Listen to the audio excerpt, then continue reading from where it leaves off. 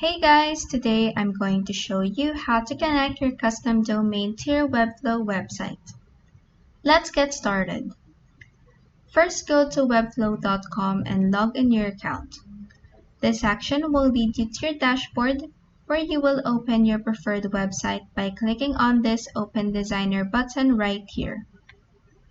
In this new page containing your website, click on Publish at the top right corner. Then click on Add a Custom Domain from the pop-up. You will automatically be redirected to the settings where you will click on Publishing from the left panel. Then scroll down to the Production section. Click on Add a Custom Domain at the far right of your screen.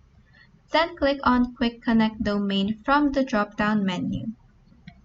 This pop-up will open where you will just click on Continue.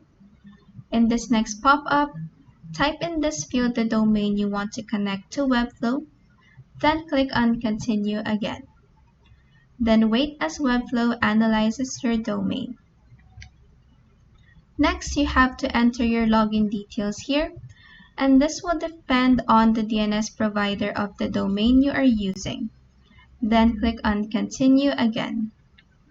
After that, you have to wait again as Webflow connects your domain.